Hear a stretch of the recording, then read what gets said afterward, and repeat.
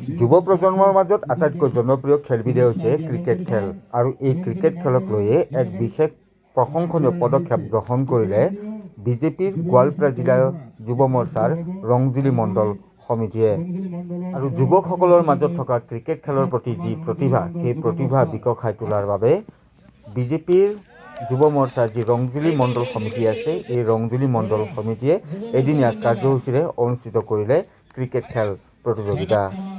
তো দৃশ্যাংশসমূহ আপোনালোকে স্ক্ৰীণত দেখি আছে আৰু গোৱালপাৰা জিলাৰ ধূপদাৰ আৰক্ষী থানাৰ অন্তৰ্গত বাগদবাৰ যি বজাৰ ময়দান আছে সেই বজাৰ ময়দানত এদিনীয়া এই প্ৰাইজমানি ক্ৰিকেট খেল প্ৰতিযোগিতাখন অনুষ্ঠিত কৰা হয় আৰু এদিনীয়া এই প্ৰাইজমানি ক্ৰিকেট খেল প্ৰতিযোগিতাখনৰ শুভ উদ্বোধনী খেলখন অনুষ্ঠিত কৰা হয় আশাদ্বীপ ক্ৰিকেট টীম আৰু BJYMৰ মাজত। খেলখন উদ্বোধন কৰে বিজেপিৰ গোৱালপাৰা জিলাৰ যি ৰংজুলি মণ্ডল আছে এই ৰংজুলি মণ্ডলৰ সাধাৰণ সম্পাদক নৱকুমাৰ বড়োৱে। স্ক্ৰীণত আপোনালোকে দেখি আছে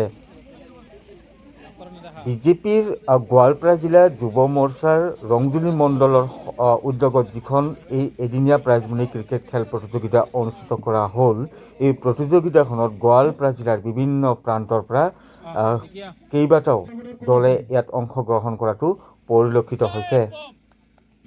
তো দৃশ্যাংশসমূহ আপোনালোকে দেখি আছে স্ক্ৰীণত। পুনৰবাৰ জনাই দিছোঁ, এনেদৰে যুৱ মৰ্চাৰ উদ্যোগত ৰংজুলি মণ্ডল যুৱ মৰ্চাৰ উদ্যোগত এই এদিনীয়া প্ৰাইজমণি ক্ৰিকেট খেলখন অনুষ্ঠিত কৰা হ'ল আৰু বিশেষকৈ যিসকল ক্ৰিকেট খেলুৱৈ আছে সেই খেলুৱৈসকলৰ যাতে প্ৰতিভাসমূহ বিকাশ কৰাৰ বাবে তেওঁলোকে এখন মঞ্চ পায় সেই উদ্দেশ্য আগত ৰাখিয়ে এনেদৰে এই প্ৰতিযোগিতাখন অনুষ্ঠিত কৰা হৈছে, য'ত উৎসাহিত হৈ গোৱালপাৰা জিলাৰ বিভিন্ন প্ৰান্তৰ পৰা 20টাৰো অধিক ক্ৰিকেট টীম আহি ইয়াত অংশগ্ৰহণ কৰাটো পৰিলক্ষিত হৈছে আৰু তেওঁলোকে হৰ্ষ উল্লাসেৰে এই প্ৰতিযোগিতাখনত অংশগ্ৰহণ কৰাটো আমি দেখিবলৈ পাইছোঁ। কেৱল এয়াই নহয় যে এদিনীয়া প্ৰাইজমণি ক্ৰিকেট খেলখন তেওঁলোকে যে অনুষ্ঠিত কৰিলে, কেৱল এয়াই নহয়, পৰৱৰ্তী পৰ্যায়তো ক্ৰিকেট খেলুৱৈসকলৰ যি প্ৰতিভা সেই প্ৰতিভাসমূহ বিকশাই তোলাৰ বাবে বা তেওঁলোকে যাতে এখন মঞ্চ পায় তাৰ বাবে এই ধৰণৰ যি প্ৰতিযোগিতামূলক খেল আছে সেই খেলসমূহ তেওঁলোকে অনুষ্ঠিত কৰি যাব বুলি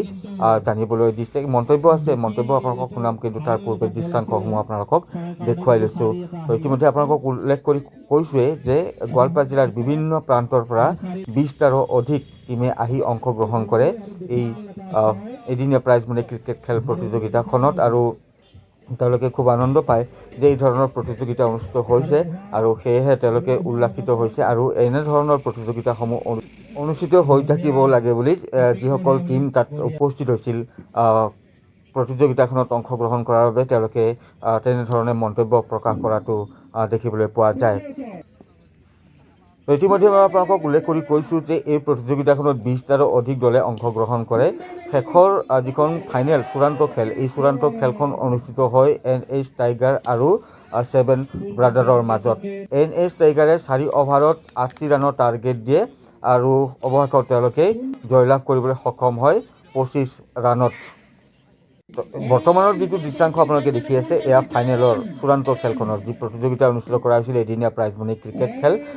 এই ক্ৰিকেট খেল প্ৰতিযোগিতাখনৰ চূড়ান্ত খেলৰ দৃশ্যাংশ আপোনালোকে দেখি আছে। ইয়াত যিটো দলে জয়লাভ কৰিছে সেয়া মই আপোনালোকক জনাই দিছোঁ ইতিমধ্যে।